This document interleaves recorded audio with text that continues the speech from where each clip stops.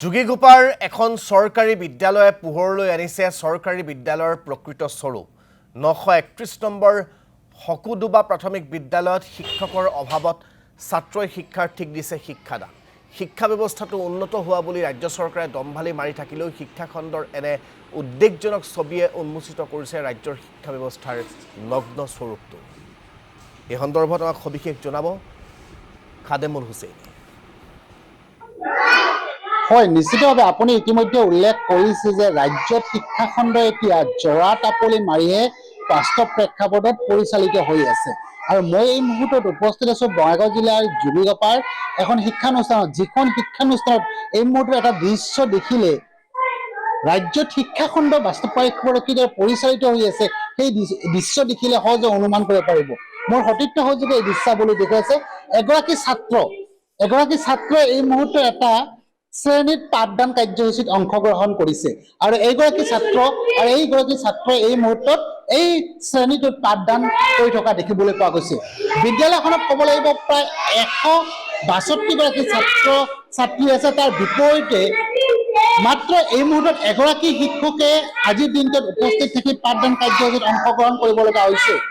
আৰু মই এই দৃশ্যাৱলী এই মুহূৰ্তত পোনপটীয়াভাৱে দেখুৱাব বিচাৰিছো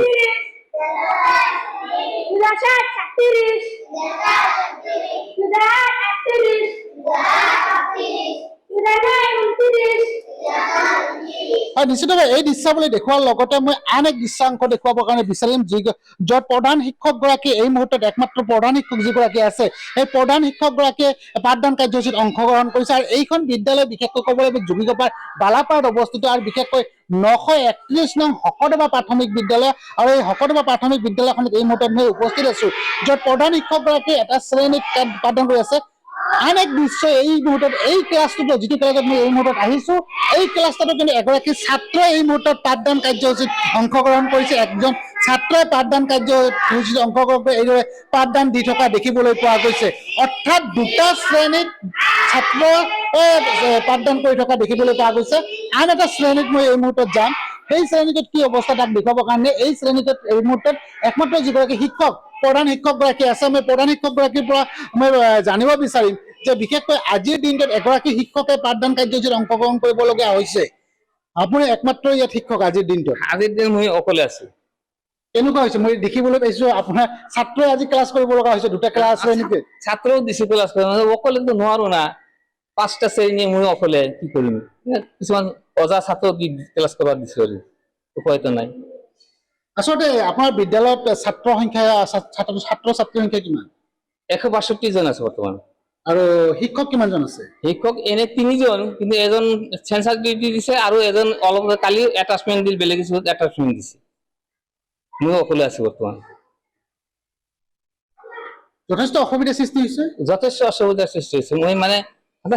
এই ঘূৰি থাকিব লাগে একেবাৰে মানে প্ৰত্যেকটা শ্ৰেণীত ঘূৰি থাকিব লাগে বিচাৰ আহে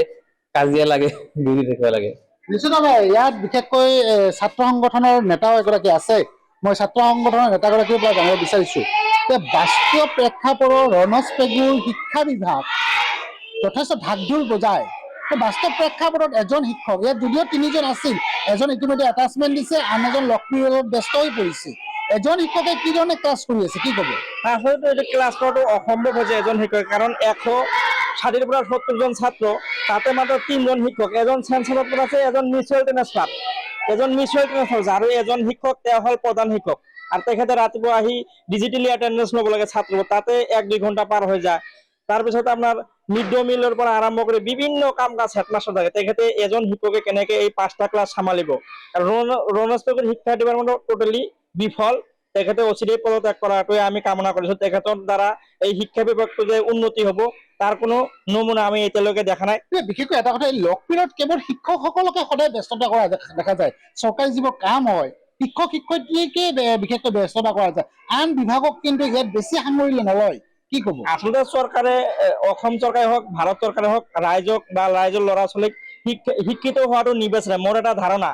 কাৰণ শিক্ষিত হ'বলৈ হ'লে স্কুলত পৰ্যাপ্ত ছাত্ৰ অনুমতে শিক্ষক লাগিব কাৰণ 30:1 এনেকুৱা হিচাপত কেইজন 160 জন ছাত্ৰ অনুমতে কেইজন শিক্ষক লাগে চিন্তা কৰক আপুনি কাৰণ চৰকাৰে নিবিচাৰে স্কুল এখন ভাল হওক বা ল'ৰা ছোৱালী শিক্ষাৰে শিক্ষিত হৈ ভাল কৰ্মসংস্থান হয়, সেইটো চৰকাৰেও নিবিচাৰে। তেতিয়াহে ল'ৰা ছোৱালী শিক্ষাৰে শিক্ষিত নহলে তেতিয়াহে অন্ধভক্ত হ'ব, তেতিয়া চৰকাৰে যি ক'ব ৰাইজে তাকে শুনিব। মোৰ এটা ধাৰণা এনেকুৱাই হৈছে শিক্ষা বিভাগটো, কাৰণ চৰকাৰে কেতিয়াও নিবিচাৰে শিক্ষাটো ডেভেলপমেণ্ট হওক বা অসম চৰকাৰে কওক ভাৰত চৰকাৰে। সেইকাৰণে কক্ৰজ জনতা পাৰ্টি আজি দিল্লীত ধৰ্মেন্দ্ৰ প্ৰধানৰ বিৰুদ্ধে ইমান বৃহৎ আন্দোলন কৰে, তেখেতক ইস্তফা দিয়ালে, কিন্তু তথাপিও কাম নাই। কাৰণ যেতিয়ালৈকে প্ৰধানমন্ত্ৰী ডাঙৰীয়া বা অমিত শ্বাহ ডাঙৰীয়া ভাৰতবৰ্ষত থাকিব তেতিয়ালৈকে শিক্ষা ব্যৱস্থা তেনেকুৱাই হৈ থাকিব। হয়, নিশ্চিতভাৱে এটা কথা উল্লেখ কৰিব লাগিব, আদেমুল আপোনাক এই মুহূৰ্তত আমি ধন্যবাদ জ্ঞাপন কৰিছোঁ আমাক পোনপটীয়াকৈ এই পৰিৱেশটো দেখুওৱাৰ বাবে। আৰু এতিয়া এইদৰেই ৰাজ্যৰ শিক্ষাখণ্ড চলিছে, এয়াই হৈছে ৰাজ্যৰ শিক্ষাখণ্ডৰ প্ৰকৃত ছবি, যি ছবি উন্মোচিত হৈছে যোগী ঘোপাত।